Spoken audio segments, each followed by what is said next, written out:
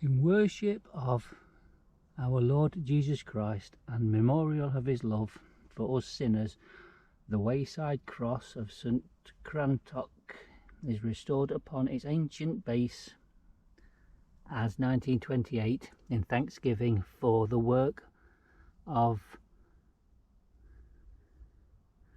George Metford Parsons, parish priest, 1904-1924.